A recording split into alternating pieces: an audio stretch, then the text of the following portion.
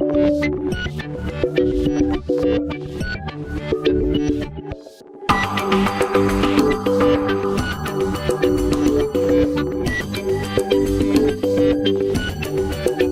sesión del año del Seminario de Propiedad Permanente de Propiedad Intelectual.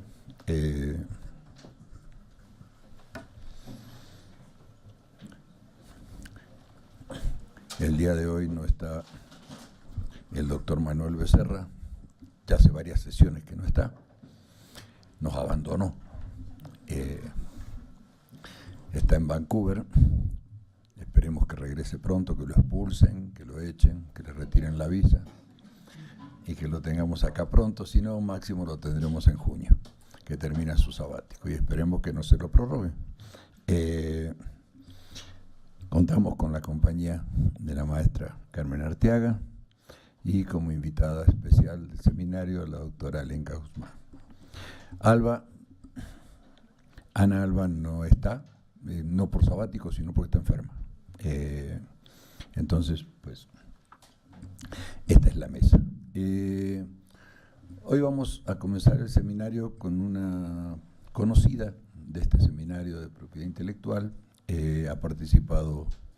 Ha tenido la deferencia de participar en todos los congresos que hemos organizado, inclusive el último de noviembre del año pasado, vinculado al nuevo Tratado de Libre Comercio para América del Norte, al TEMEC.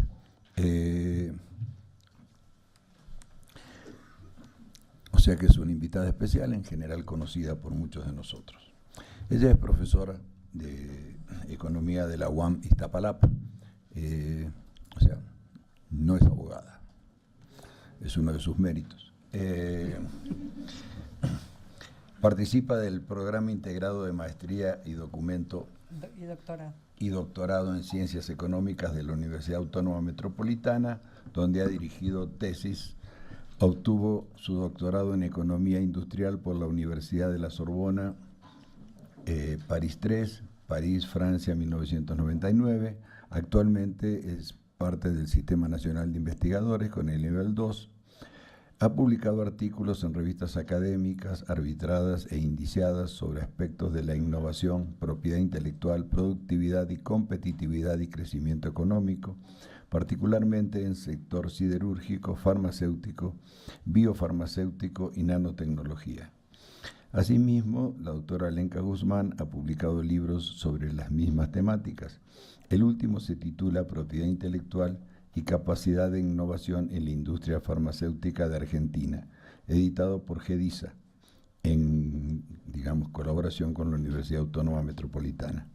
Ha coordinado 3 libros en el marco de proyectos de investigación, de los cuales Innovación en América Latina está recién editado por la Biblioteca Nueva de la Universidad Autónoma Metropolitana. Hoy nos va a hablar sobre qué factores explican la especialización tecnológica de países emergentes.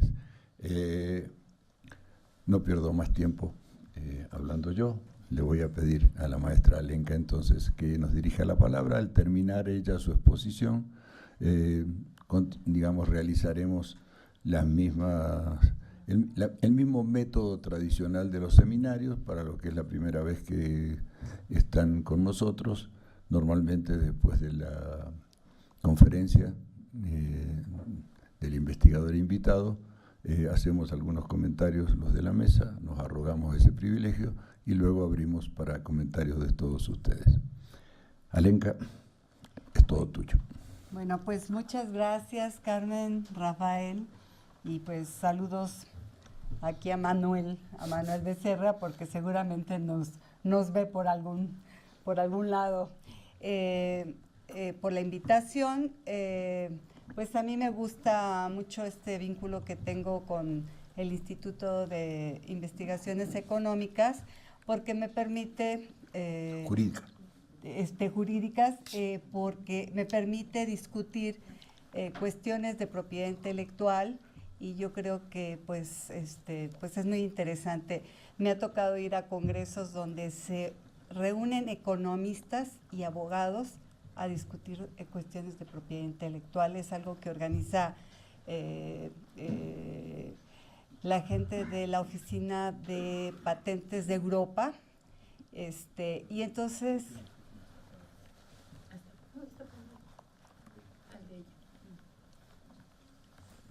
¿Sí? ¿Sí? ¿Ya? Entonces, ahí he encontrado la riqueza que da que los economistas y los abogados puedan discutir estas temáticas. El día de hoy… Perdón, ¿se escucha al fondo? ¿Sí? Ok. Así estará dos voces. Sí. El día de hoy presento una temática que quizás no ha sido discutida tanto, ¿verdad? Porque hemos hablado acerca del debate sobre la firma del acuerdo, del nuevo acuerdo del TEMEC, digamos, analizamos en su tiempo sobre el Telecán, pero hay otro tipo de cuestiones que podemos estudiar utilizando, basándonos en las patentes. Y en este caso, digamos, cuando estamos hablando de especialización, digamos, lo podemos vincular hacia la especialización comercial, pero yo estoy hablando sobre la especialización tecnológica. Y la especialización tecnológica de los países es una medición relativa que tenemos con respecto a las patentes. Ahí se utiliza una metodología que se utiliza en economía internacional para medir la competitividad comercial o la especialización comercial de los países. Aquí la vamos a utilizar con patentes. Entonces, digamos, aquí los objetivos que nos planteamos es caracterizar las capacidades científicas y tecnológicas de desempeño industrial de países emergentes, y en este caso se eligieron 4, que son 2 de América Latina, Brasil, México, y 2 de Asia, China e India, y que son países emergentes. Se estima la especialización tecnológica relativa, porque son este conjunto de países que se miden y en base a las clases tecnológicas de las patentes, considerando la base de USPTO. Se identifican los factores, se busca identificar los factores que explican las diferencias de los perfiles de la especialización tecnológica de estos 4 países y analizar los factores que determinan que un sector tecnológico cuente con una ventaja tecnológica. Entonces, esto nos va a permitir ver cómo los países, a través de la innovación, pero estimada de manera comparativa, pueden tener ventajas o desventajas y en qué sectores. Entonces, digamos, cuando lo hacemos entre 4 países, pues vamos a ver qué ventajas van a tener entre ellos. Pero, digamos, si incluyen más países, nosotros podemos tener todavía una estimación mucho más grande. Entonces, bueno, vamos a tener algunos elementos sobre la parte teórica relativa a la especialización, y ahí asociamos algunos aspectos como lo es la política industrial y también lo que es la cuestión de las capacidades de innovación que los países van a ir conformando. Entonces, bueno, digamos, como inicialmente mencioné, la especialización tecnológica, me voy a referir a esta cuestión de la innovación, cómo los países están teniendo capacidades relativas en relación a otros de innovación. Entonces, ahí vamos a ver, o sea, cómo se dan los cambios, porque estamos analizando un periodo donde hacemos cortes en varios años de los cambios que se tienen en las actividades tecnológicas y que están asociadas a la actividad empresarial, ¿verdad?, a la gestión empresarial y a las políticas que estos países desarrollan. Entonces, digamos, dentro de la globalización hay múltiples estrategias empresariales, ¿verdad? Y entonces hay factores internos, el desarrollo de las organizaciones empresariales, y hay factores externos que son factores meso. Entonces, digamos, vamos a tener diferentes niveles de desarrollo en los diferentes sectores. Ahora, digamos, los países van a estar inmersos en una internacionalización de actividades tecnológicas. Hay países que son líderes y hay países que son seguidores. Entonces, esos países seguidores están viendo cómo están desarrollando capacidades los otros, y hay países que son activos y hay países que son pasivos. Por ejemplo, un país activo es China. Simplemente nosotros ahora podemos ver cómo ya llegaron a la Luna. El día de ayer anunciaron que sembraron unas semillas de algodón o algo así.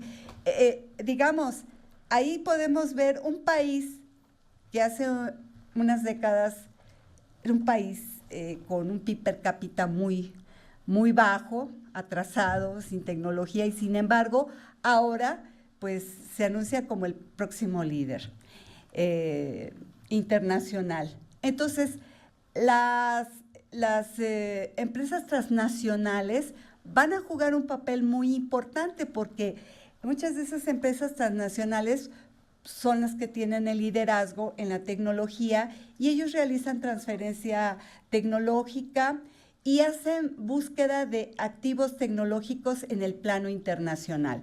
O sea, cuando se hacen inversiones en otros países, están buscando cuáles capacidades nuevas pueden encontrar. Por ejemplo, cuando llegan a México, pues buscan a los talentos mexicanos, a los ingenieros, a la gente que pueda contribuir, y muchas veces se los llevan a los países de donde son. Y luego, digamos, van a decidir el tipo de innovación y la ubicación de los recursos críticos en ese proceso de internacionalización. A veces van a elegir en qué países van a desarrollar actividades de investigación y en qué países solamente van a hacer digamos, hacer la fabricación final de un producto, ¿verdad?, pero sin que se haga la investigación. Entonces, un factor muy importante en este proceso de internacionalización es la investigación y el desarrollo. Entonces, ¿verdad?, tiene que haber condiciones, motivaciones de las empresas, factores que desencadenen. Por ejemplo, ¿ustedes creen que ahora que está el problema tan agudo de el desabastecimiento de la gasolina, pues algunos de los científicos mexicanos deben de estar preocupados por encontrar posibles soluciones a esta situación? O sea, ¿qué es lo que tenemos que hacer? ¿Cómo quizás construir algunos ductos que no sean tan fácilmente perforables, que tengan una manera de ubicación que no sea tan fácil detectable? O sea, es decir, las crisis, ¿verdad?, decía Einstein, que nos llevan que son una fortuna porque llevan tanto a los individuos como a las naciones a la búsqueda de nuevas soluciones. Entonces, ¿y qué es la innovación? Entonces, los países que desarrollan investigación, que se deciden a desarrollar investigación y desarrollo, pueden ser en momentos muy difíciles. Imagínense, ahorita estamos sufriendo por los huachicoleros, pero el 90% de la gasolina no es producida en México, sino es importada. Imagínense que Trump, con lo loco que es, dijera, pues ¿saben qué? O me apoyan a construir el muro o les dejo de vender gasolina. Imagínense ustedes. Porque ahorita se dice, en una semana se va a resolver este asunto, nada más arreglamos, etcétera, pero si nos dijeran, o sea, dependemos del exterior. Entonces, digamos, cuando los países deciden desarrollar investigación y desarrollo para desarrollar innovación y tecnología propia, se explica en un contexto.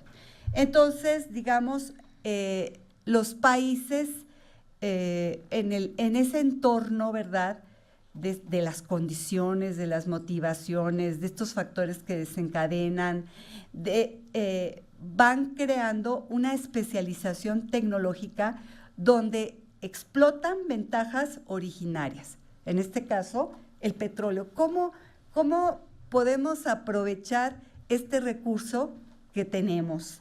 Explorar ventajas del país huésped y especificidades de cada sector. O sea, cómo los países, o sea, no todos los países van a tener ventajas en todos los sectores, sino se van a especializar. Así como los seres humanos no tenemos ventajas en todo el conocimiento, sino nos vamos especializando en aquello en que podemos tener. Entonces, pero los países que son huéspedes de esta inversión extranjera directa, ¿sí?, de las empresas transnacionales, es que van a tener la investigación y desarrollo, van a tener la posibilidad de, aunque no son sus patentes, pero van a tener el conocimiento ahí patentado, ¿sí?, que es un tesoro ahí, lo que se tienen. Se van a tener en sí los productores de conocimiento tecnológico, los principales conductos de transferencia tecnológica entre países. Ahora, los países tienen que aprovechar esta riqueza. Si nosotros decimos que como el 94%, 96% de las patentes que se registran en México son extranjeras y solo 4% son mexicanas, eso significa que tendríamos que ser mucho más activos. O sea, ¿cómo transformar? Inicialmente puede ser esto explicable, pero no duradero. O sea, ¿cómo vamos a transformar esa situación? Porque si nosotros revisamos todas las patentes que hay en México, está desde el sector de alimentos, en la parte de electricidad, en la cuestión del petróleo. Por ejemplo, se dice que el petróleo que tenemos ahora ya no es un petróleo tan bueno para la gasolina, que hay que trabajar más. Entonces, significa que se tienen que hacer muchas patentes de catálisis para poder tener el producto que se requiere y no tener que importar. Entonces, vamos a ver que hay vínculos locales e interacción con las subsidiarias y puede haber un aprendizaje más dinámico. Entonces, ahí se pueden tener beneficios en la investigación y desarrollo directos o indirectos. Los directos es que haya difusión, ¿verdad?, y digamos a través de las filiales, ¿verdad? Y entonces, pero ahí hay una condición, que el país debe de tener capacidades de absorción del conocimiento. Y eso significa que haya capital humano, que haya profesionistas preparados para poder absorber el conocimiento, porque se pueden importar maquinarias muy complejas, pero si no se tienen los conocimientos, no se puede absorber. Y los indirectos, ¿verdad? Hay una difusión del conocimiento, está la parte de la competencia, ¿verdad? Y cómo las empresas nacionales también aprovechan. O sea, indirecto, yo no puedo hacer uso de una patente extranjera, pero lo que no se me impide es consultar esa patente extranjera y ver qué conocimiento hay ahí, dónde está la frontera del conocimiento, y desde la especialización en la que yo me encuentro, ¿cómo puedo yo dar un pasito más para hacer una innovación? Entonces ahí hay una situación en donde se aprovecha. Entonces, digamos, vamos a ver que las empresas transnacionales tienen una importancia, ¿verdad?, que son anotadas por varios autores. Por ejemplo, la asignación de recursos de investigación y desarrollo para innovaciones, las economías de escala en la producción de conocimiento, y luego vamos a tener perfiles iniciales de especialización tecnológica en ciertos países.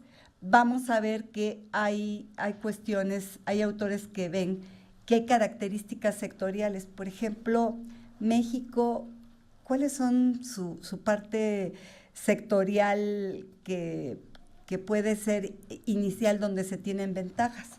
Por ejemplo, en toda la cuestión de mecánicas, que son las viejas tecnologías, México ha tenido pues una formación, una especialización. Incluso en el Instituto Politécnico Nacional hubo un momento en que se preparaban a ingenieros espaciales, a ingenieros que para poder producir automóviles. Sin embargo, hasta el momento no tenemos automóviles mexicanos, y sin embargo son muy buenos. Son muy buenos. Entonces, un ejemplo de esto es una empresa que visité recientemente en Apodaca, que hace chasis para autos. Esta empresa, digamos, por el vínculo del sector automotriz en el norte, pues se favoreció, digamos, con los ingenieros que formaron, etcétera, y entró en vínculo con una empresa japonesa, Toyota. La Toyota les enseñó muchas cosas: a producir con calidad, a producir en tiempo, a producir una serie de cuestiones, y ellos aprendieron. Ahora ellos producen no solamente chasis para la Toyota, lo hacen para la Nissan, lo hacen para la Chrysler, lo hacen para la Ford, lo hacen para muchas empresas. Y hubo una de esas empresas americanas que le dijo, creo que fue la General Motors: quiero preguntarte, tú no te vas a lanzar a hacer coches porque tú ya estás en un paso para hacer coches, porque si no ya no te voy a dar trabajo.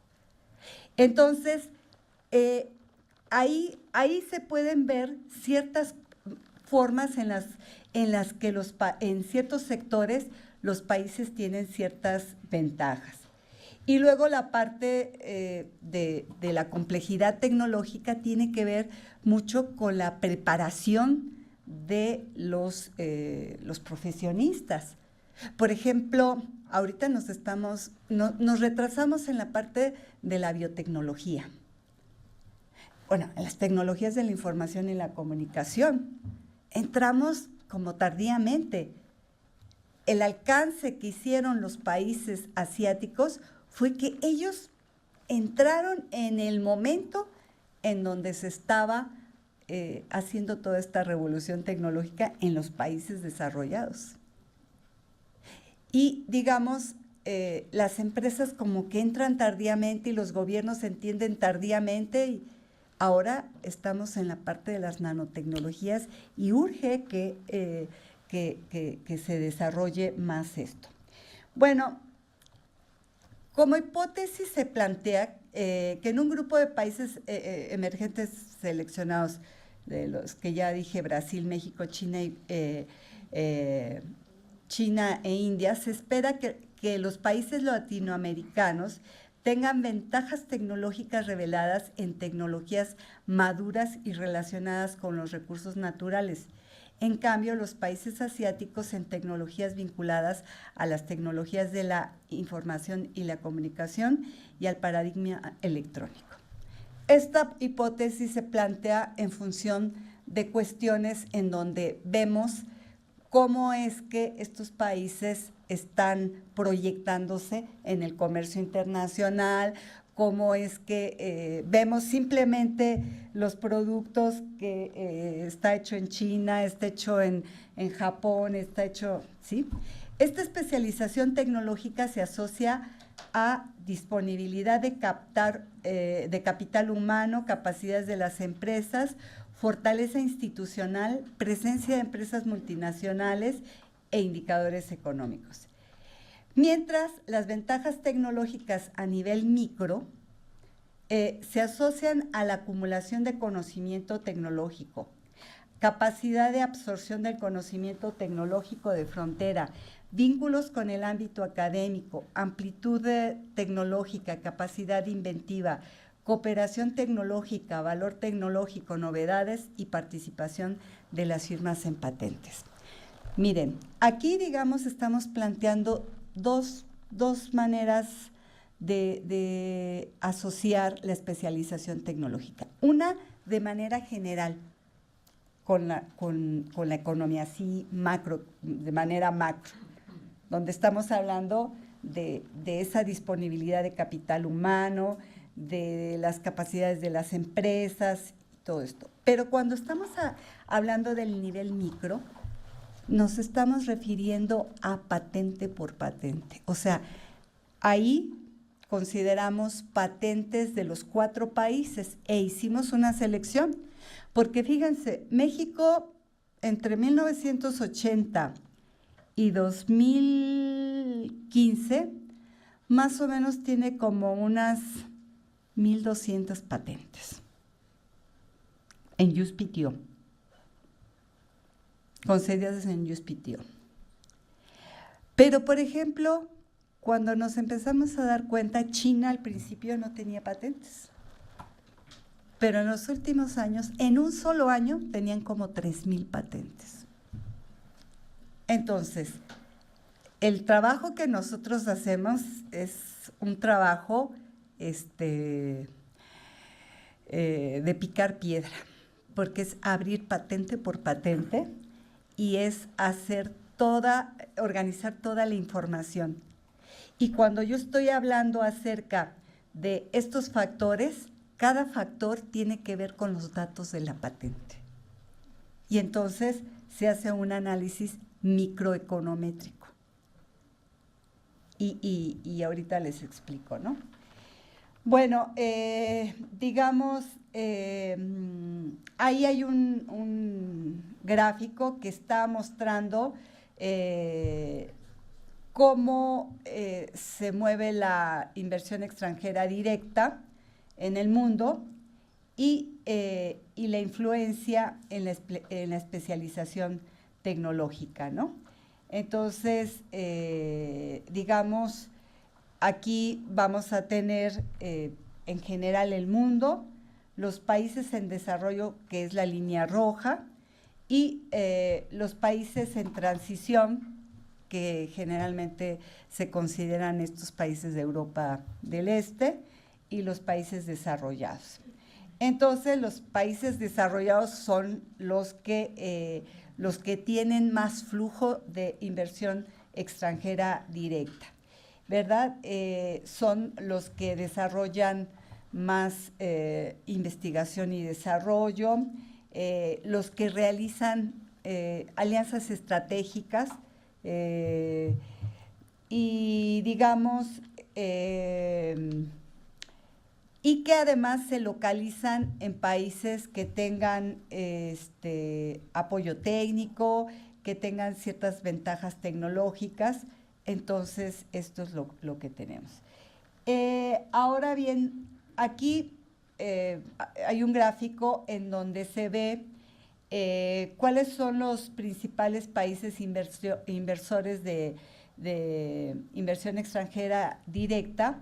Bueno, vamos a ver que pues China es uno de los países que más tienen, digamos, inversión extranjera directa y que vamos a ver que fundamentalmente esa inversión extranjera directa que hay en China, o sea, porque es de muchos lados, pero ha sido dentro de la región. Son los japoneses, los taiwaneses, los que han invertido, ¿sí? En el caso de México vamos a ver que Estados Unidos es el de mayor inversión extranjera directa, aunque también tenemos otros países, ¿verdad? Otros países, y India y Brasil, pues también tienen de otros países. Ahora bien, las patentes que nosotros vimos, ¿verdad? Por años, seleccionamos años, y después de esos años hicimos muestreo, porque el diferencial de patentes que tenemos con los países asiáticos es grande, sobre todo China. Y entonces ahí vamos a ver vamos a ver en qué sectores se destina la inversión extranjera directa por países. Entonces tenemos China, India, Brasil y México, y el 43% de la inversión en China está en el sector manufacturero, es en el sector, los diferentes sectores de la manufactura. En India está muy distribuido, está en servicios, telecomunicaciones, en comercio automotriz, hardware, software, farmacéutica, digamos, ahí se desglosó un poquito más. Pero, por ejemplo, en Brasil vamos a tener que en la parte de electricidad, telecomunicaciones es poco, y en otros, que es una diversa gama, está más del 50%. En México tenemos el sector de manufacturas, pero vamos a ver que el diferencial entre China y México, pues es grande. ¿Por qué? Porque, digamos, en México ha habido una ausencia de política industrial, porque en México no ha habido toda una acción para que México vaya no solamente absorbiendo el conocimiento, sino ir desarrollando investigación y desarrollo y poder revertir la dependencia tecnológica que tenemos. O sea, lo que nos preguntamos es, ¿cómo vamos a revertir esa dependencia tecnológica, ¿no? Entonces, ahí simplemente en el 2015, en este cuadrito, en este círculo que podemos ver, en el 2015, el 67%, vamos a ver, no, 87. 67. 60, sí, 87. Sí, es 87, ¿verdad? Sí. El 87% de las patentes de los 4 países es China. El caso de México es el 1%, Brasil 3% e India el 9%. O sea, esto nos permite ver ya el gran diferencial que tenemos. Entonces, y ahí después lo vemos por sectores, ¿verdad? Este año del 2015, y entonces vamos a ver cómo China e India, que es el primer segmento, el verde, van a tener un porcentaje amplio de patentes concedidas en el sector de computadoras y comunicación. Brasil y México tienen mucho menos. Otro sector es el de eléctrica y electrónica, que lo tiene grande China, India no tan grande. Luego, medicamentos, ahí India tiene un segmento grande, Brasil y México tiene.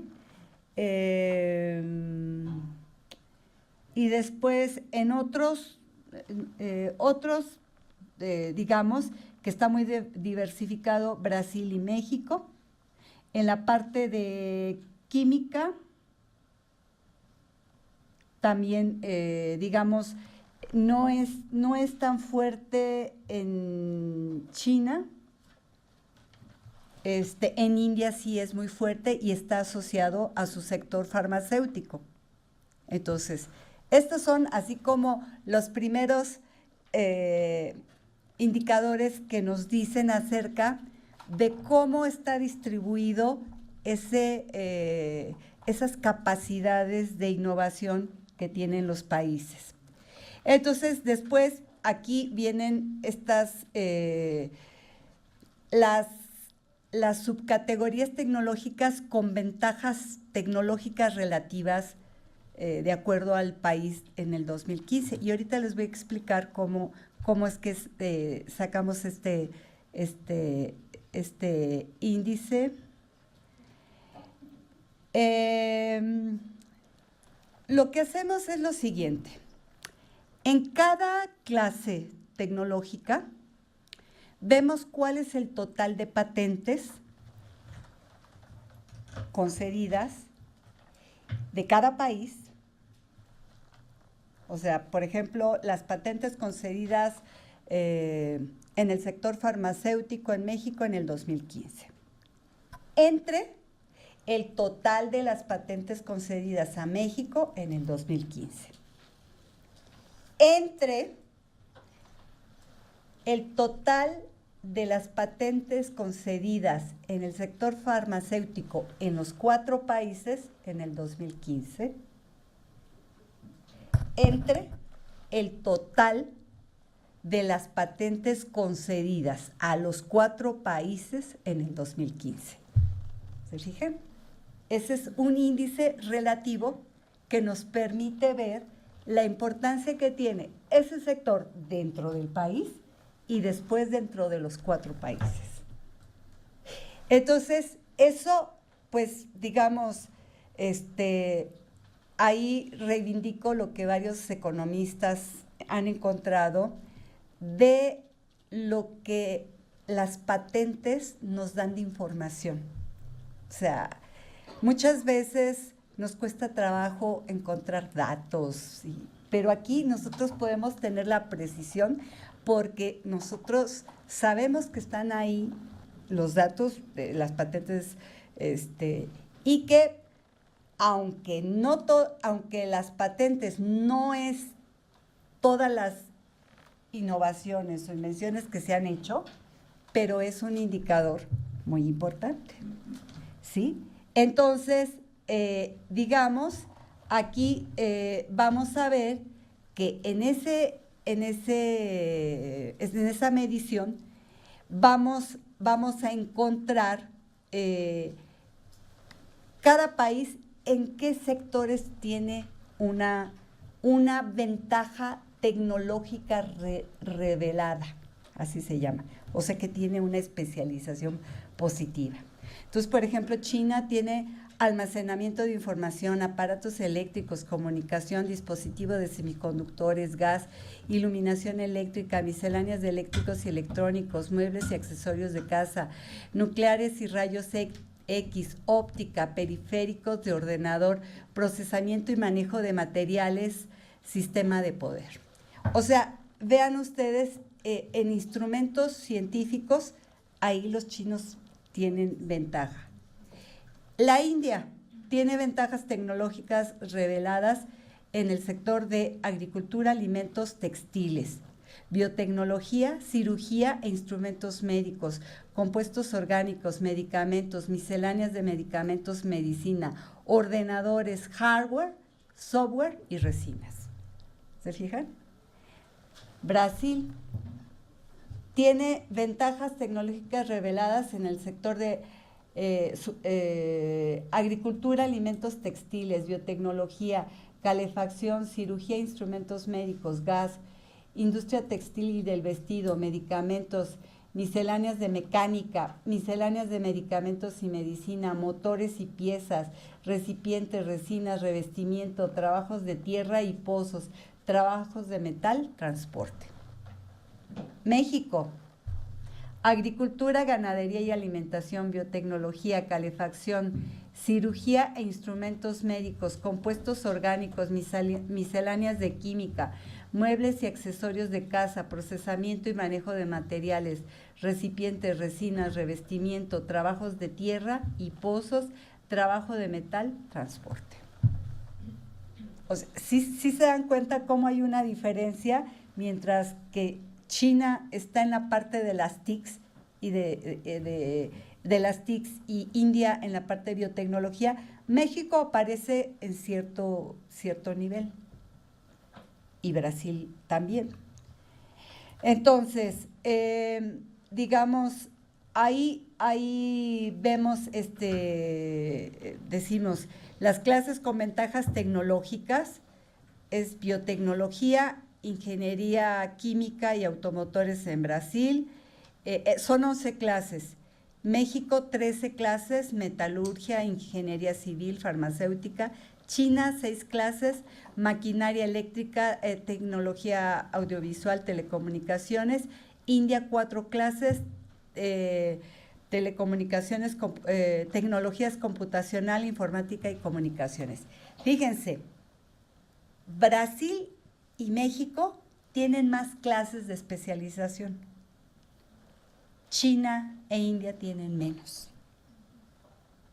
Lo cual significa que están más especializados en esos países que en el caso de nosotros. Nosotros tenemos una especialización más heterogénea. Ellos la tienen más homogénea. Entonces, digamos, ahí se hicieron varias estimaciones para ver el grado de especialización tecnológica, ¿verdad? Entonces, se vio cuál es el coeficiente de variación de la especialización tecnológica y después, como anunciamos en la hipótesis, vimos, ¿verdad?, cuáles eran las variables para ver las variables independientes, los investigadores, los técnicos, los científicos, ingenieros, que tiene que ver con el capital humano. Las firmas, tuvimos 3 indicadores: la investigación y desarrollo de las firmas, investigadores en firmas, absorción de tecnologías en firmas y relación, vínculos de universidad y empresa. Que eso también es muy importante, porque permite ver cómo es que los flujos de conocimiento están llegando hacia las empresas. Y cómo hay una interacción, porque también no solamente es de que en las universidades van y dan a conocer el conocimiento a las empresas, sino también, ¿verdad?, las universidades aprenden de las empresas. De las instituciones, la calidad de las instituciones, instituciones de investigación científica y de propiedad intelectual. Entonces, digamos, estas son cuestiones que se dieron a partir de las encuestas mundiales que se hacen de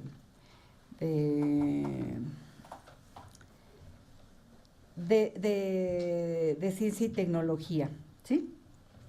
Entonces, después de las empresas transnacionales, ¿cuál es la inversión extranjera directa? Y la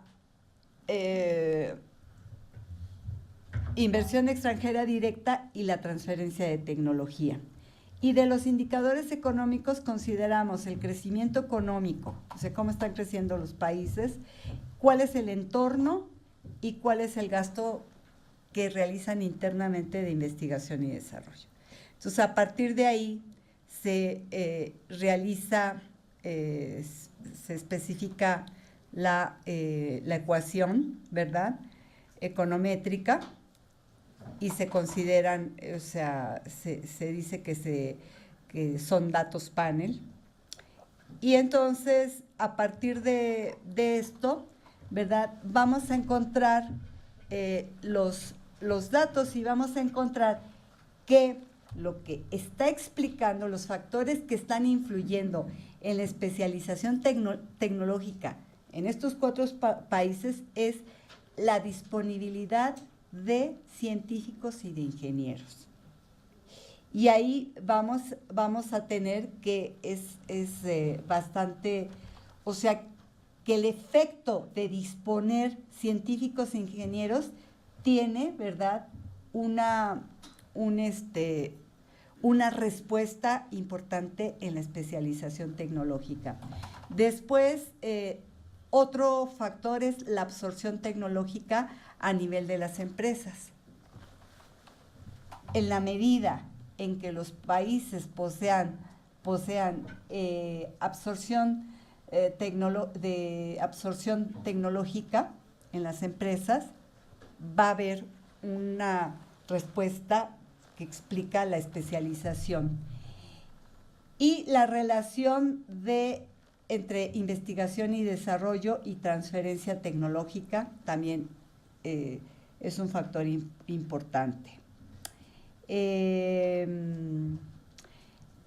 La parte de la calidad de las instituciones de investigación científica no nos salió como un factor que explica la especialización.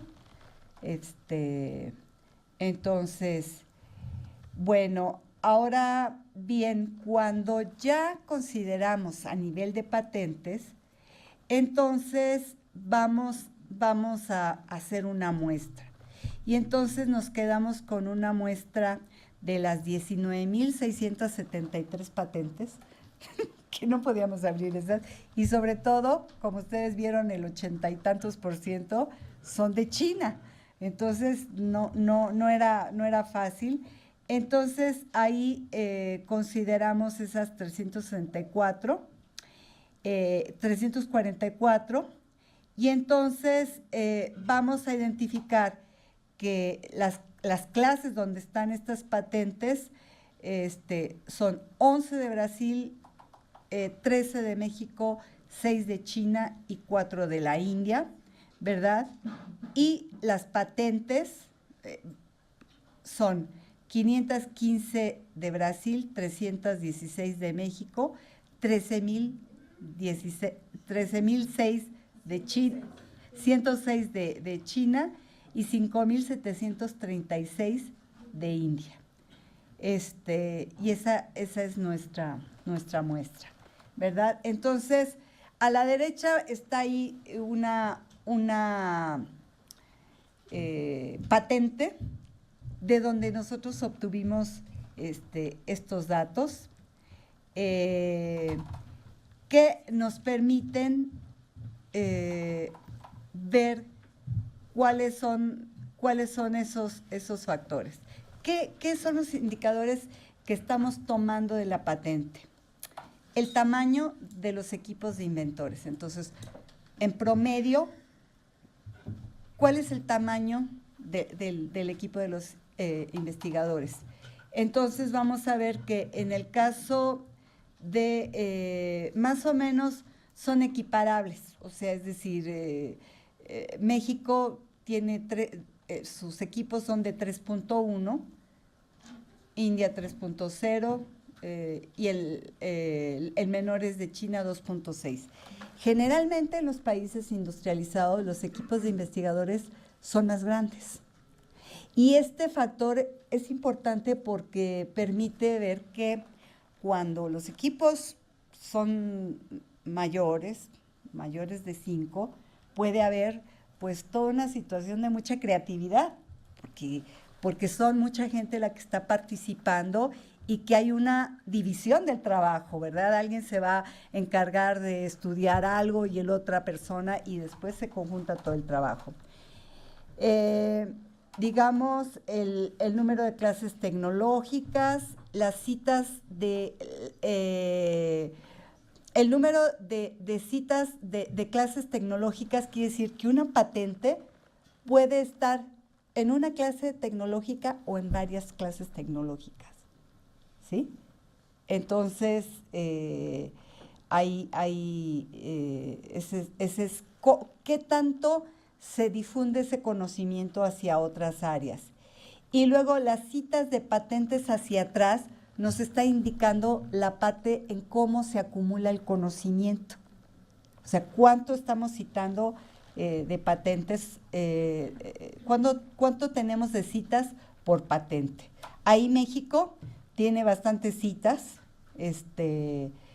China todavía no tiene muchas, pero de todas maneras no tenemos tantas patentes. El rezago de la cita más reciente, o sea, significa que cuánto nos tardamos en citar a las patentes. Entonces, por ejemplo, China se está tardando 2.7 años en citar una nueva patente, en cambio, México se tarda 4.2 años en citar a la patente o Brasil 4.8. Eso significa... nos da cuenta también eso nos da cuenta de capacidades de absorción.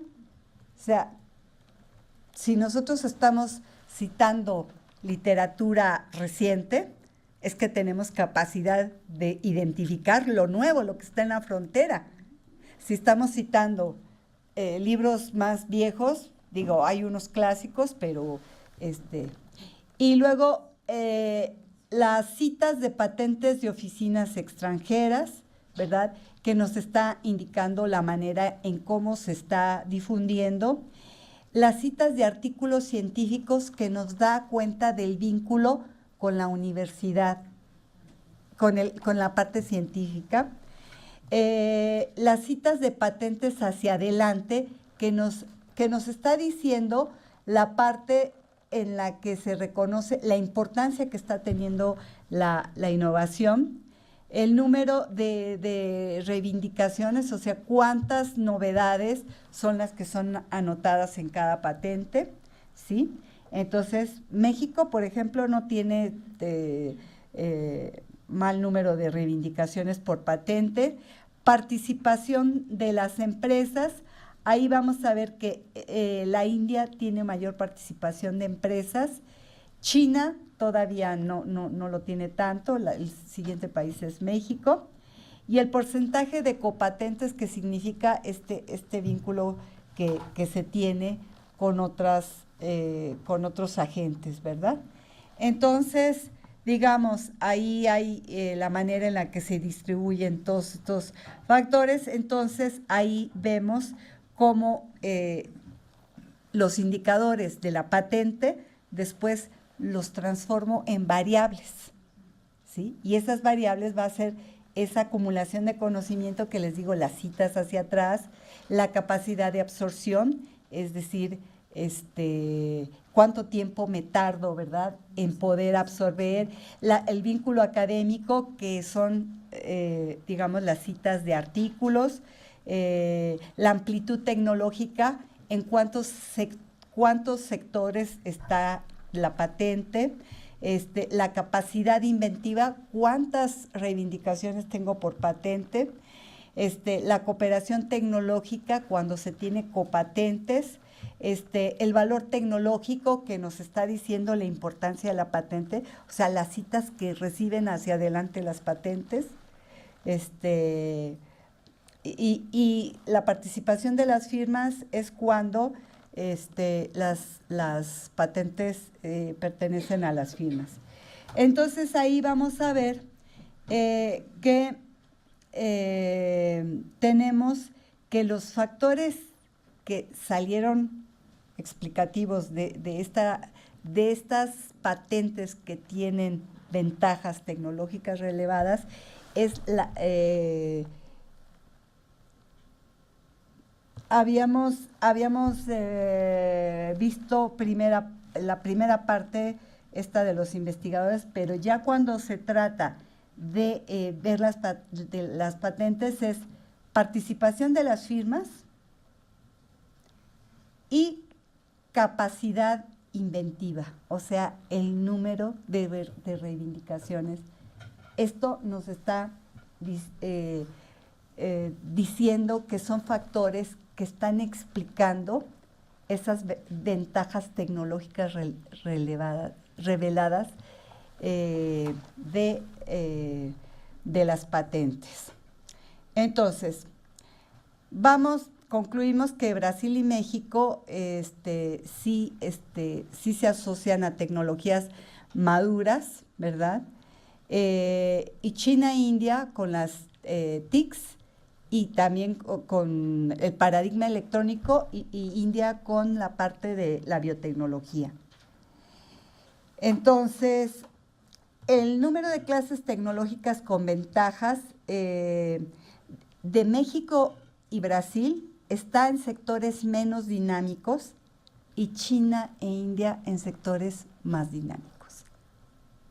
O sea, tecnológicamente más dinámico, porque son aquellos que están en los nuevos paradigmas. No falta poco en que China ya tenga, digamos, mucho más avanzado y tenga muchas más patentes en el área de nanotecnología, que eso va a modificar mucho. Y los nuevos paradigmas son la nueva manera de resolver los problemas tecnológicos. ¿Sí? Esa es la situación. Entonces, ahí vemos cómo contrastan y podemos decir que China y India, aunque tienen sus diferenciales, son más parecidos en la manera de la especialización que y Brasil y México también son más parecidos. Entonces, y hay una diferencia entre las políticas públicas, ¿verdad?, que se asocian a la especialización tecnológica. Por ejemplo, en China vamos a ver que hay absorción del conocimiento, del nuevo conocimiento, aprendizaje e innovaciones, y son intensivas tecnológicamente. La India se concentran en sectores relacionados con telecomunicaciones y la informática y también el farmacéutico. Y Brasil y México, o sea, digamos, estoy diciendo que las políticas de la India han favorecido mucho esta parte de que la India pueda estar en estos sectores, porque, digamos, hicieron como, Bangalore se llama el sitio, es su lugar en donde han desarrollado toda esta parte de los hardware y software. Y Brasil y México, ¿verdad? Podría decirse Brasil más, que pueden tener una política más activa.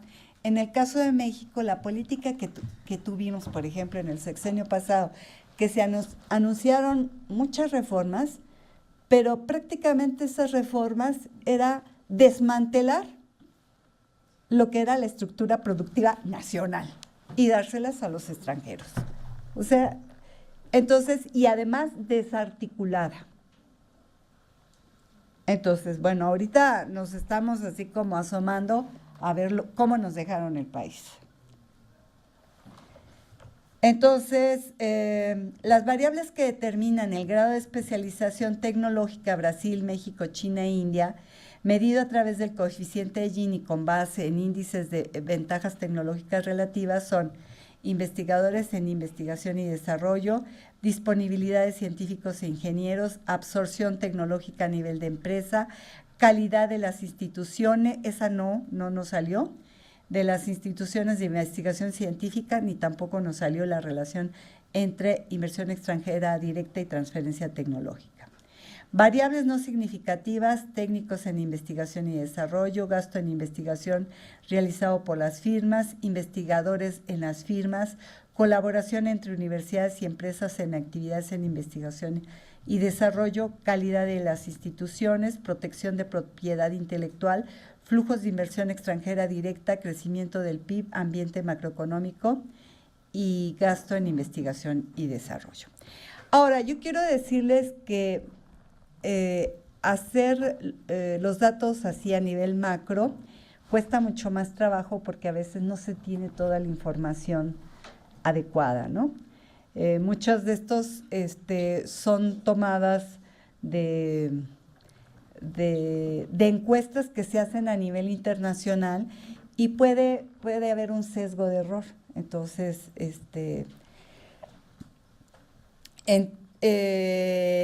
digamos, las variables que determinan que una clase tecnológica cuenta con ventajas de Brasil, México y China e India son capacidad de absorción de conocimiento de frontera, capacidad inventiva, cooperación tecnológica, las novedades y la participación de las firmas. Variables no significativas, acumulación de conocimiento tecnológico, vínculo con el sector académico, amplitud tecnológica y valor tecnológico. Digamos, esto es dentro de una manera global, quizás porque es viendo a los 4 países. Entonces, bueno, estas son las ideas en relación a esto. Digamos, ustedes están en la parte de derecho, pero puede ser interesante entender este tipo de cuestiones, ¿verdad? En donde están viendo que en el fondo estamos viendo estas novedades que son patentadas, que es la parte de la propiedad intelectual patentada, que nos están dando un indicador de las capacidades tecnológicas que los países tienen y que cuando hacemos una medición nos pueden dar una especialización relativa tecnológica de los países y ver qué factores lo explican. Y dentro de las patentes nosotros podemos tener datos que nos ayuden a entender esta especialización.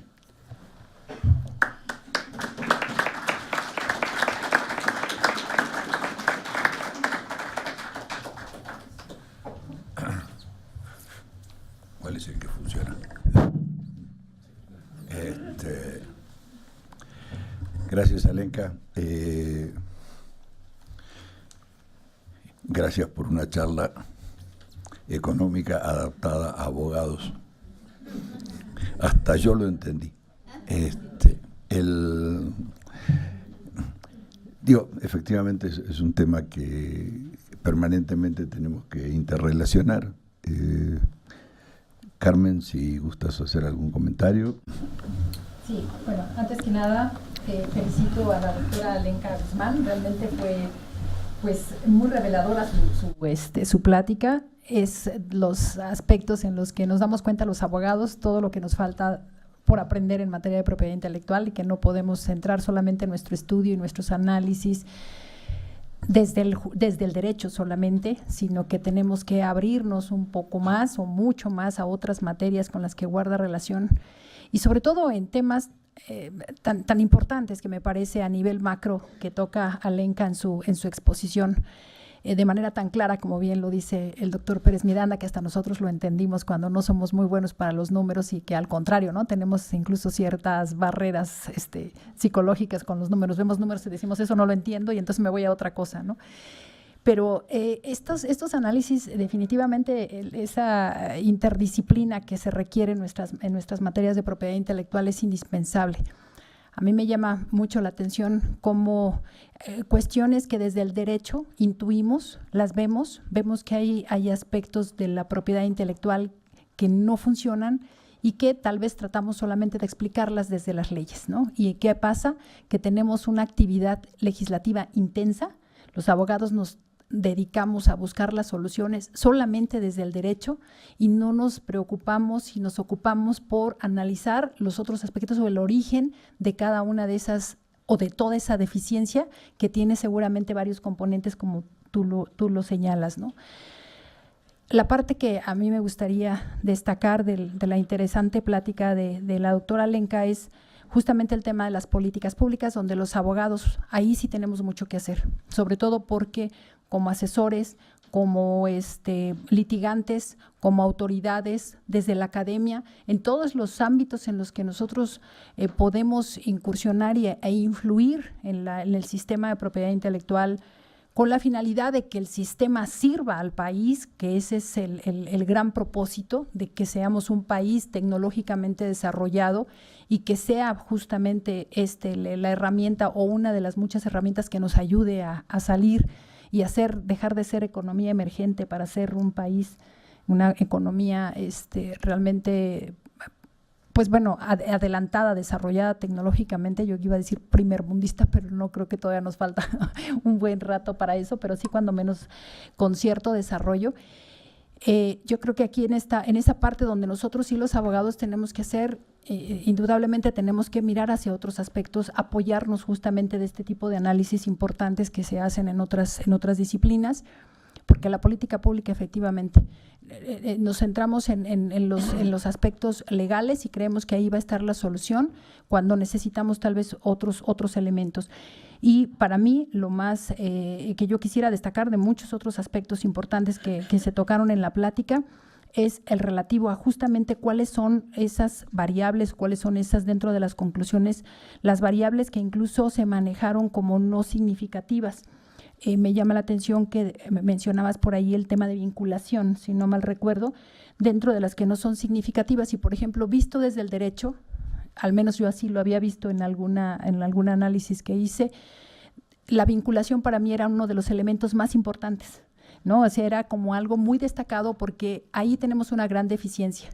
Creo que en los otros aspectos, en las otras conclusiones que sacaba la doctora, hacía referencia a los temas de dónde estamos más especializados y tenemos como país suficientes científicos, suficientes personas preparadas, yo creo que eso es indiscutible. México creo que tenemos, y más en instituciones como estas, es más que evidente, tenemos una base de un capital humano especializado en muchas áreas, pero algo sucede porque no se concreta. O sea, no tenemos esa capacidad de llevar a concretar para que un producto inventado sea exitoso, primero, que llegue al punto de que sea patentado, que ese es el primer reto, no a presentarse, a presentar solicitudes, esa es la meta. La meta es que sea primero patentado y después que sea exitoso. Y además no solamente que sea exitoso aquí, sino que sea una invención, una patente exitosa en el extranjero, que sea explotable a nivel internacional para que realmente rinda los frutos para lo que fue algo inventado, ¿no? Entonces tenemos como que todos esos retos y al final pues nos damos cuenta que sí hay capacidad, pero pues nuestras patentes efectivamente no pasan del 5% desde hace muchísimos años. Entonces algo está sucediendo. Y yo, para no tomar más el micrófono, simplemente quisiera destacar esta parte.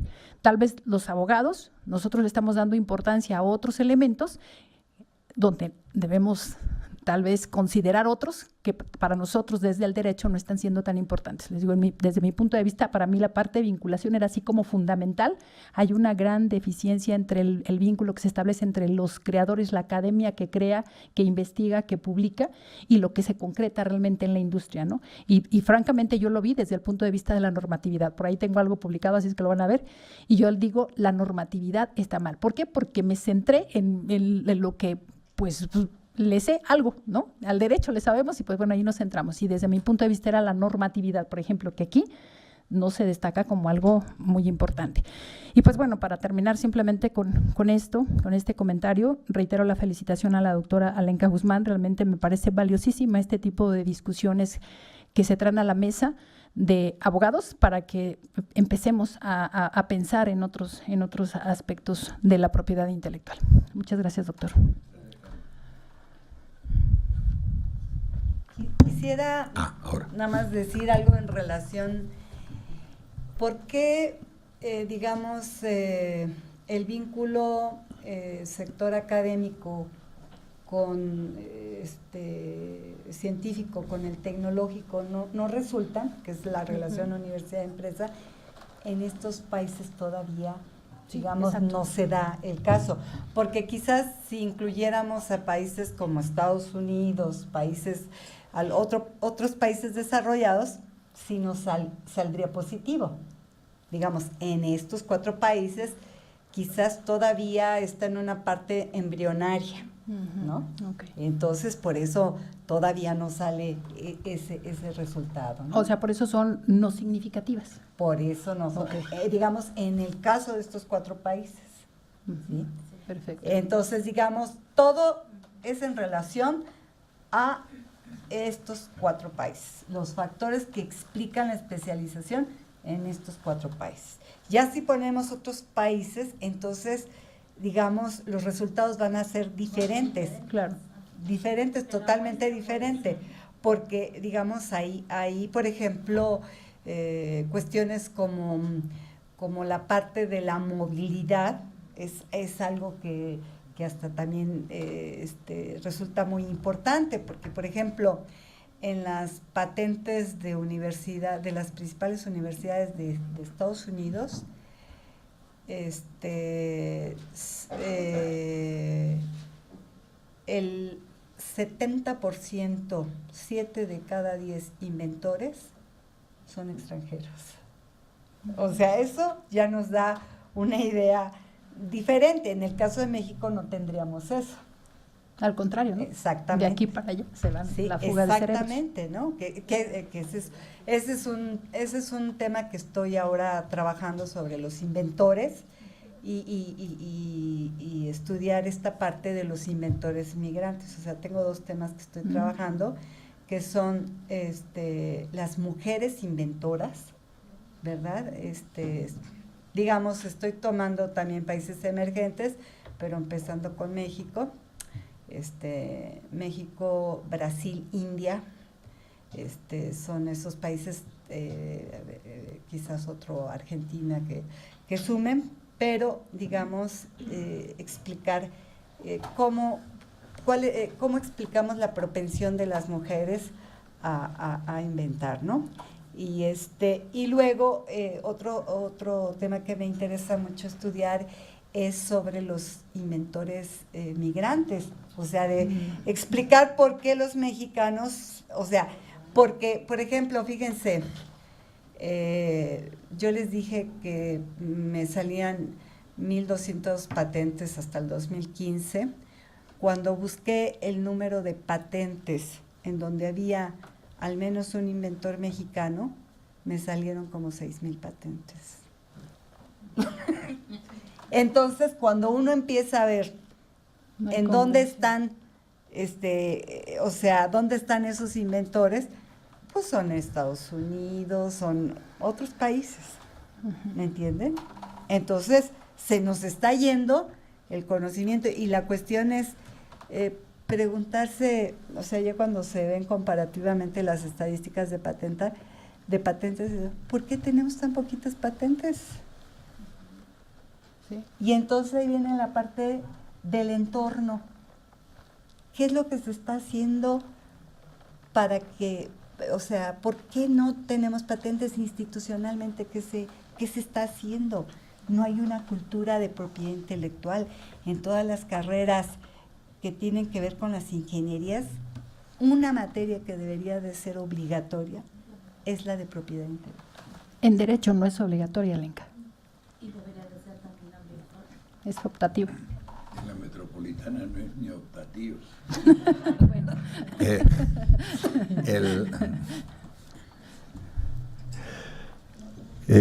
Quizá una primera, bueno, voy a ser demasiado crematístico, pero ¿Demasiado qué? crematístico, demasiado materialista, pero acaban de aumentar el salario básico por hora mínimo en Nueva York. El salario mínimo de Nueva York es el doble de un investigador de tiempo completo titularse de México. Y si incorporamos todos los estímulos que puede recibir, más o menos es lo que cobraría un físico con doctorado y todos los estímulos en la UNAM o en la UAM, ¿no? Entonces, quizás eso aplique un poco porque muchos de nuestros científicos pues no están en México, ¿no? Digo, tampoco le podemos pedir que sean masoquistas. Digo, y estimular a todos los que se quedan, porque son verdaderos patriotas, ¿no?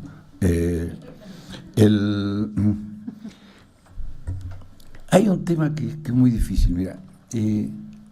A mí me tocó presentar un libro del instituto fuera del país. No porque fuera importante que yo lo presentara, sino porque era el único mexicano que en ese momento estaba en ese país, ¿no? Un libro del Instituto sobre industrialización, la desindustrialización de México, del Instituto de Investigaciones Jurídicas, coordinado por el doctor Oropesa. Muy buen libro. Me fue muy útil que me pidieran que lo presentara. Fue lo que vendría a ser el Comexi de Argentina. Digo, insulté bajito durante todo el tiempo que tuve que leerlo, porque era un libro grande así, pero la verdad que fue muy útil. Y el problema es que la propuesta o sea, es muy claro en el libro todo el proceso de desindustrialización que hubo en México de mediados de los 80 hasta nuestros días, ¿no? Que tuvo que ver con mucho de lo que planteabas de que nuestras instituciones no patentan, no públicas, ¿no? Pero bueno, si tú desmantelas el Instituto Mexicano del Petróleo, si desmantelas el Instituto Mexicano de Investigaciones en materia nuclear, si vas desmantelando,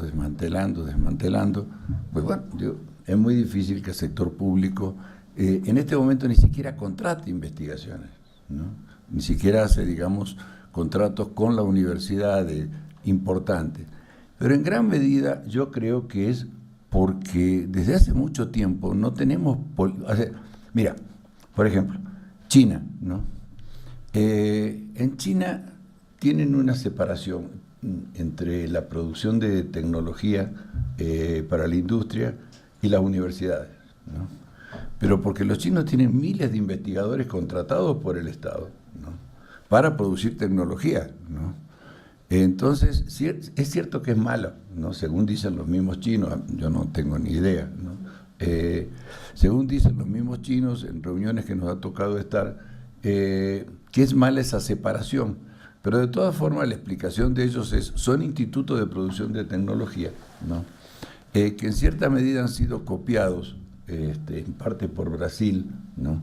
En Brasil nos ha tocado visitar con Manuel, precisamente con Manuel Becerra, un instituto de producción de tecnología con investigadores pagados por el Estado en parte, ¿no? Pero en un centro donde hay una serie de empresas, ¿no? Vinculadas a esa producción de tecnología. Entonces hay investigadores del Estado que están produciendo tecnología junto con la gente de Apple, junto con la gente, digamos, que está trabajando en tecnología de vanguardia. Entonces, el problema es que nosotros no tenemos una política. Por ejemplo, India, ¿no? Es claro que India se ha preocupado muchísimo por el tema farmacéutico, ¿no?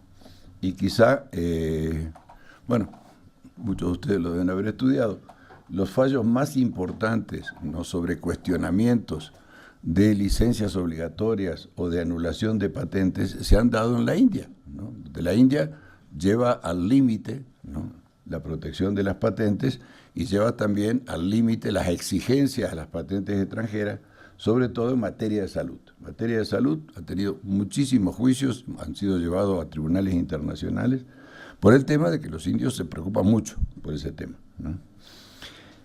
Nosotros, por el contrario, ¿no? Acabamos de firmar un tratado donde les damos una paliza a los pobres productores nacionales de genéricos, que no sé cómo se va a instrumentar, porque el tema es, el nuevo gobierno hereda una política de propiedad intelectual, ¿no?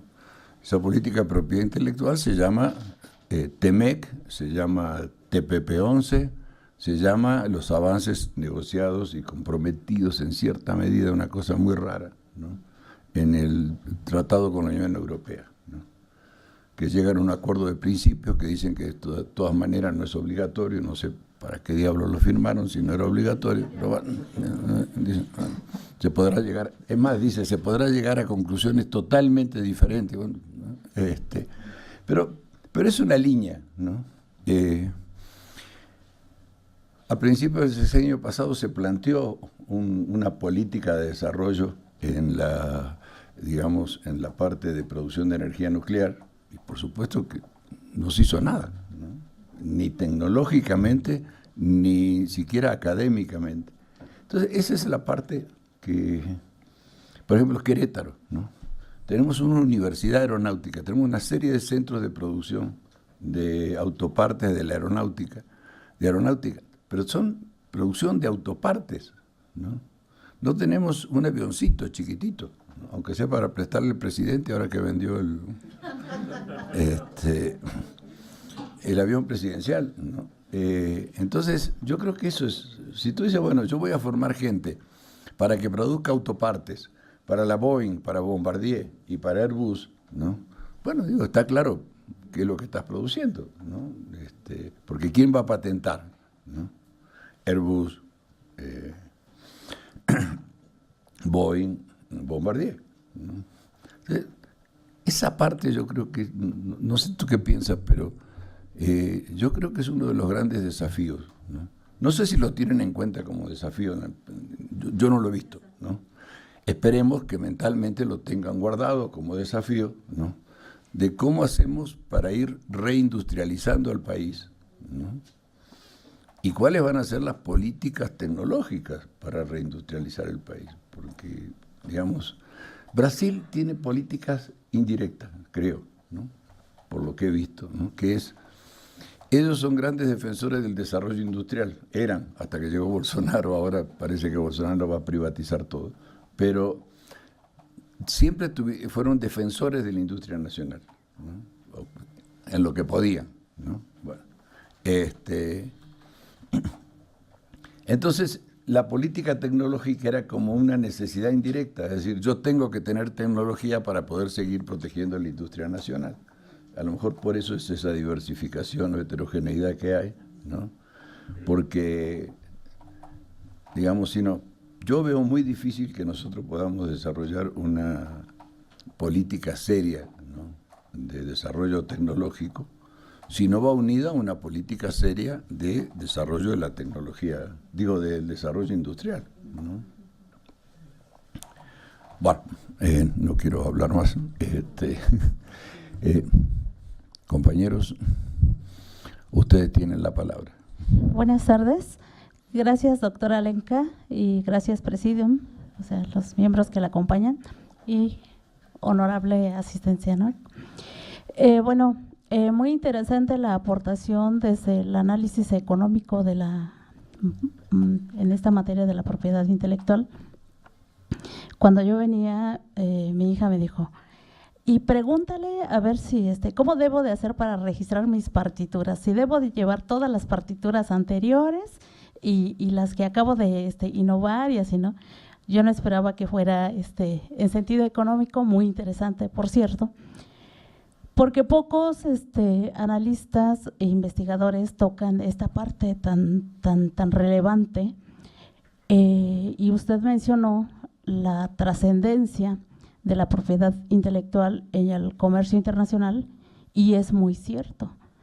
Regularmente los abogados que nos formamos en el país, pues nos ocupamos en asuntos penales, civiles, mercantiles, pero no nos ocupamos en el comercio internacional y en los negocios internacionales. Yo llevé una materia que se llama Análisis del Derecho Económico Internacional en un máster que tomé en España. Y entonces ellos, en las defensas internacionales, ellos se enfocan principalmente en las entidades más fuertes, como diría Platón en su diálogo, ¿no? ¿Para quién es la justicia? Para el más fuerte, para el más fuerte económicamente. Y en ese sentido lo dirigen. Y luego, cuando vienen las empresas de inversión directa en nuestra nación, pareciera ser que los que las personas que dirigen la nación les dicen, pues aquí está, tú colócate donde quieras y no me interesa si contaminas el medio ambiente, si contaminas los humanos que viven en esta comunidad, con que produzcas. Y en ese sentido hacen ellos el análisis. O sea, porque consideran que lo relevante es la producción económica de dinero, o sea, dinero. Y entonces nos vamos relegando cada vez más en este sentido de tener la disciplina y la cultura del patente, porque la gente lo único que busca es emplearse y no busca solucionar el problema de la nación. Si bien es cierto lo del tratado de 1923, el que hizo Álvaro Obregón y que se vence en 2023 se vence ese tratado.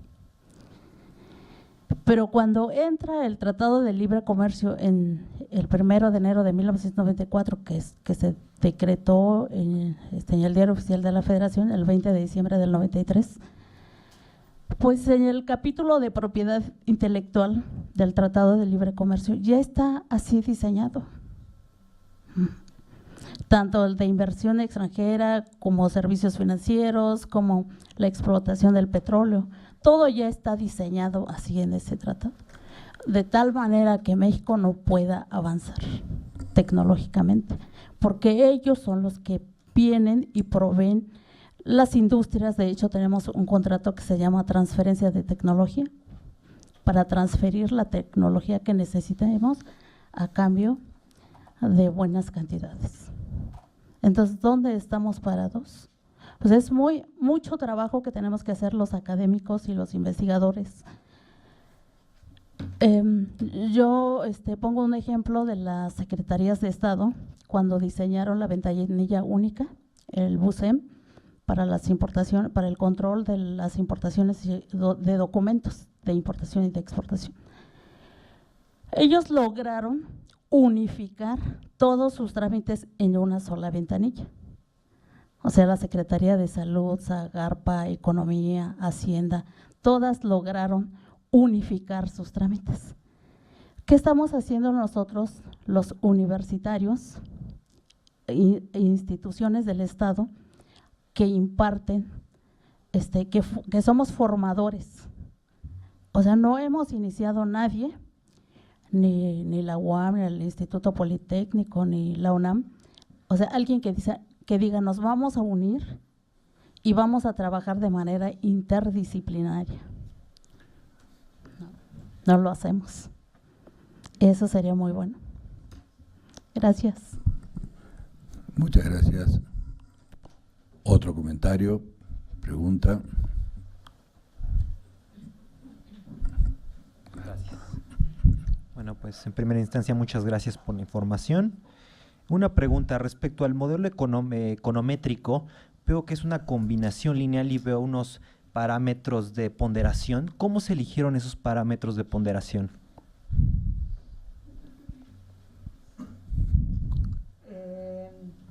Cuando, digamos,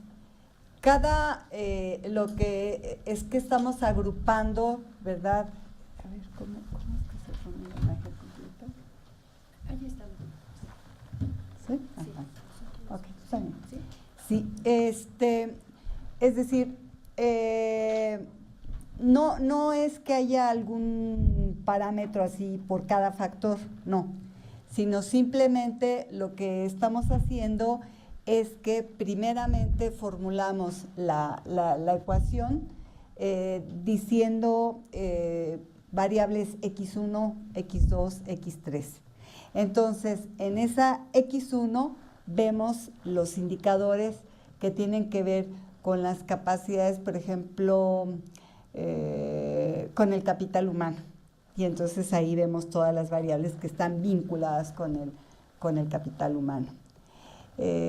Cuando vemos la cuestión de la eficiencia de las instituciones, ¿sí? Entonces retomamos todos esos elementos.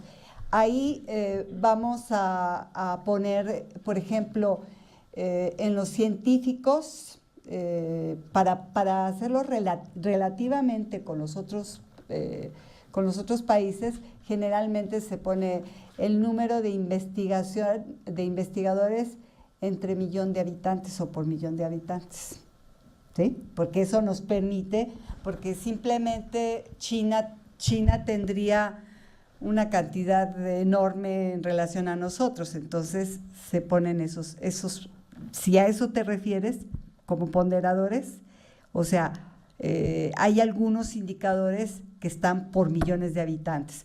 Por ejemplo, la investigación y desarrollo la estamos tomando como porcentaje de la investigación y desarrollo, porcentaje del PIB, ¿sí? Okay. O sea, cada variable tenemos que trabajarla de una manera particular. ¿Sí? Ok, entiendo que cada uno está relacionado con un parámetro asociado. Ajá. En particular me genera curiosidad de las reivindicaciones. Si bien el número de reivindicaciones es una imagen del alcance de una invención, ¿cómo se mide ese parámetro que Ajá. yo pensaría que debería estar relacionado más con el número de reivindicaciones independientes por una invención que por el número de reivindicaciones? ¿Cómo ese beta, ese ponderador, se calcula para el número de reivindicaciones? Es que es el número de reivindicaciones por patente. Por patente. Es decir, digamos, ustedes se dieron cuenta que, por ejemplo, China y la India no tienen tantas reivindicaciones por patente, pero es que hay toda una cultura en Asia de que ellos ponen pocas reivindicaciones y sacan más patentes. ¿Me entienden? Está asociado un poco a esa cultura que ellos tienen. Los japoneses tienen muchísimas en donde tienen pocas reivindicaciones y sacan más patentes. Entonces es el número de reivindicaciones por patente. Que digamos, esto te estaría hablando acerca de esta capacidad innovativa que tienen los países en esas clases tecnológicas que estamos analizando. Bueno, pero en ese sentido, entonces, no tendría que ir por ese camino, porque las reivindicaciones que fueran contenidas y fueran más o menos, tendrían que ver con la naturaleza de la invención. Si bien es una estrategia separar invenciones no relacionadas con diferentes grupos de reivindicaciones, si existen más o menos reivindicaciones, no sería un impacto directo. Ese tendría que ser el número de patentes per se, ¿no? Sí, es el número de patentes, pero también puedes en esa patente estar mostrando qué capacidad innovativa tienes, es decir, hay una cuestión de profundidad, o sea, o de que estás mostrando cómo, digamos, por decirlo ahí, esa capacidad, esa solidez que tienes en la invención. Por ejemplo, hoy una de las cuestiones que se discute es que hay patentes que realmente no tienen la importancia o no podían ser consideradas como invención en la industria farmacéutica y sin embargo lo están haciendo. Entonces, cuando una patente tiene más reivindicaciones, está mostrando todo lo que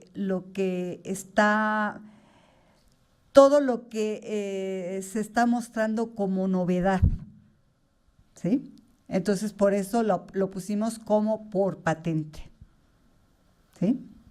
Ok, entiendo, en cuyo caso yo sugeriría que fueran por reivindicaciones independientes, porque una solicitud podría tener, más bien ya en este caso un registro puede tener muchas reivindicaciones, pero el número de reivindicaciones independientes sería realmente el número de novedades independientes que se pudieran detectar y que realmente sí indicarían un mayor grado de una invención más profunda quizás o con mayor impacto. Ahora, lo que pasa es que acuérdate que yo dije que es microdatos, entonces patente por patente. entonces ahí viene el total de reivindicaciones, ¿sí? O sea… Precisamente eso va otra pregunta. Entiendo que los primeros factores se sacaron localmente, estimando y obteniendo todos los datos de México, Brasil, China e India. Obtengo estos factores. Después, ese muestreo de este universo de 19,000 y tantas patentes, ¿de dónde se obtuvo? ¿De la USPTO? De la USPTO. ¿Cuál o sea, fue el… se hace una búsqueda de las patentes concedidas a estos 4 países y se ponen los años, Okay. que son desde 1996 hasta el 2015, y entonces ahí se va viendo año por año, para tener la información, cuántas patentes concedidas se tienen. Okay. Entonces ya tienes, digamos, primeramente, ya tienes el vínculo con cada patente, tienes el total. Después ya se hace un muestreo aleatorio en donde se hace la selección de las patentes, y las patentes de las patentes seleccionadas son las que se abren y se descarga toda la información que requerimos. Okay. Uh-huh. ¿El criterio en ese caso fue la nacionalidad del solicitante o cómo se seleccionaron? Sí, o sea, se hace un query. Y entonces, en este uno de los elementos es la nacionalidad, el país titular de la patente. O sea… El país del titular en ese caso. Ajá. Okay. Sí. Okay. Sí, porque si pones nacionalidad, por ejemplo, inventores con nacionalidad mexicana, es cuando te digo, me salieron como 6,000 patentes. Y entonces ahí tú puedes ver que son patentes de varios países. En particular la pregunta porque hay muchas empresas mexicanas que tienen la misma, una empresa constituida en estos países, por ejemplo en Estados Unidos, en cuyo caso pues ya habría ahí un sesgo, porque habría algunas invenciones que realmente vienen de una empresa mexicana, pero que tenga un titular con domicilio en Estados Unidos. Esa era más la pregunta.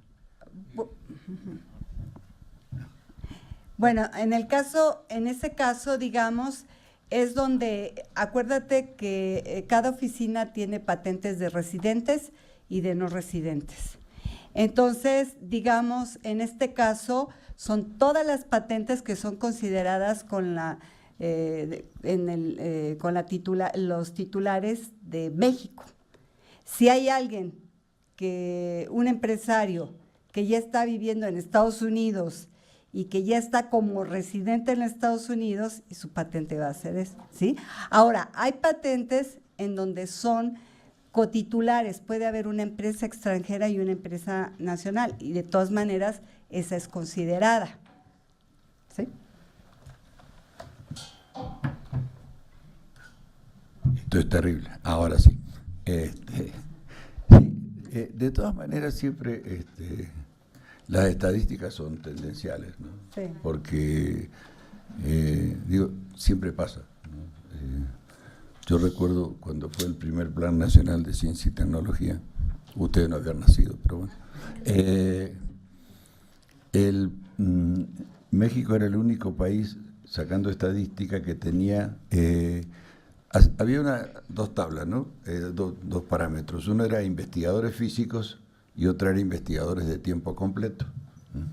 En todos los países el equivalente en tiempo completo era menor al de investigadores físicos. Hay investigadores que le dedican 20 horas, 15 horas, 30 horas. México era el único país que tenía más investigadores de tiempo completo que investigadores físicos, ¿no? Lo cual era muy difícil de explicar.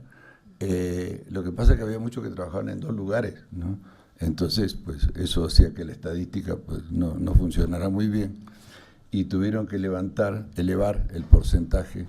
Bueno, tuvimos, porque yo desgraciadamente participé en eso, digo desgraciadamente por la edad, ¿no? Tuvimos que elevar en México, ¿no? En todos los países se dividía las horas de trabajo por 40. Y en México, para no dar una mala imagen, lo dividimos por 48, ¿no? Bueno, y así más o menos arreglamos. Pero digamos en general, por ejemplo, en el caso de Estados Unidos, ¿no? Estados Unidos no puede analizar los más de 100.000 patentes que le solicitan por año. No tienen capacidad para hacerlo. Por más que tengan todo el dinero del mundo y tengan los mejores laboratorios, etcétera, no lo pueden hacer. Entonces, otorgan patentes de manera muy simple, ¿no? Hace muchos años que la política de patente en Estados Unidos, según los mismos norteamericanos, es, bueno, yo las otorgo y si alguien considera que que se tiene que anular, que lo plantee, ¿no? Y hay muchísimos juicios de nulidad de patentes insólitas.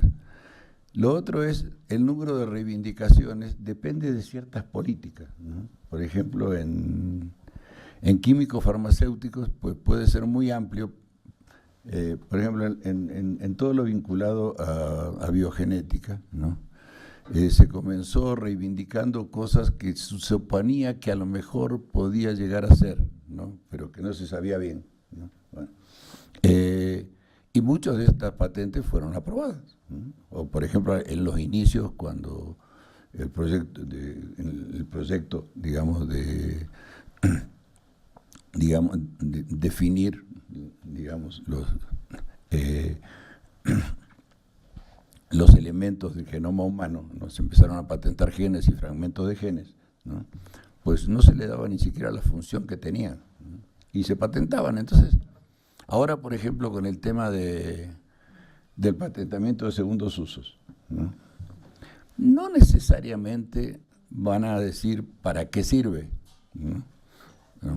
Primero van a patentar y si ven que alguien tiene la posibilidad de llegar a tener un segundo uso, pues volverán a patentar antes que otro patente, pero con el tema de los segundos usos, que lo que tú decías, es decir, es el patentamiento de algo que no es una invención, ¿no? O por lo menos que no es ni un nuevo producto ni un nuevo proceso. Entonces, tú dices, bueno, qué sé yo, la aspirina sirve para quitar el dolor de cabeza, ¿no? Muy bien. Pero la aspirina Protec también sirve como desplaquetario, ¿no? Para los que tenemos problemas de demasiada grasa en las arterias. Entonces son dos componentes distintos, ¿no? Que tú lo puedes presentar en una primera patente o te puedes reservar una investigación, el tiempo que tú calcules que tu secreto industrial te va a durar, y luego lo vuelves a patentar y logras lo que hoy en día se conocen como las patentes eternas, es decir, vas haciendo reivindicaciones a posteriori, a posteriori. Entonces, eso tenemos que tener en cuenta. Todos los elementos estadísticos siempre tienen cierta relatividad, ¿no? Digamos, pero sí nos marcan una tendencia, ¿no? Nosotros podemos decir, bueno, en este país hay cierta especialización o este tipo de patentes. Por ejemplo, hay laboratorios mexicanos que primero presentan la solicitud de patente, mexicanos digo que primero presentan la solicitud de patente en Estados Unidos, ¿no? Porque han llegado a la conclusión que les resulta más fácil patentar primero en Estados Unidos que en México, ¿no? Entonces presentan la solicitud en Estados Unidos y después presentan la solicitud en México, ¿no? Y son laboratorios de genéricos que llegan, ¿no?, a tener avances tecnológicos importantes susceptibles de patentamiento. Entonces, siempre hay que tener, son muy importantes las estadísticas porque nos sacan una foto, ¿no?, de lo que es, y son importantes para definir políticas, pero no necesariamente son exactas. Los españoles han trabajado mucho en la Escuela de Análisis Económico del Derecho. Yo creo que no sirve para nada, pero sí, sí, no sirve para el derecho romano germánico, ¿no? Sirve para el derecho anglosajón, ¿no? Pero yo creo que no sirve para el derecho romano germánico. De todas maneras, en materia de propiedad intelectual, si sí te interesa el tema, hay un libro de un juez de Chicago muy reaccionario, muy de la Escuela de Chicago, pero que en ciertos casos, en su defensa de la libre competencia, puede llegar a ser progresista en materia de propiedad intelectual, que es Posner, ¿no? Tiene cosas publicadas en español, pero tiene un libro especial publicado en inglés solamente. Bueno, no, creo que está también traducido al español en España, sobre el tema de competencia y patente, y propiedad intelectual, digo, ¿no? que es muy interesante, y que sí es el fundador prácticamente de la Escuela del Análisis Económico del Derecho.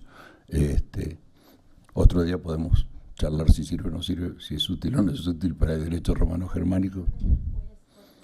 ¿Cómo? ¿Cuál es el nombre del juez? Posner. Es Chicago, digo, enseguida lo encuentran. ¿Preguntas, comentarios? Ok, muchas gracias Alenka por la conferencia, gracias a ustedes por el interés, muy interesantes las preguntas. Yo me quedé pensando en las dos todavía, pero ya es muy tarde.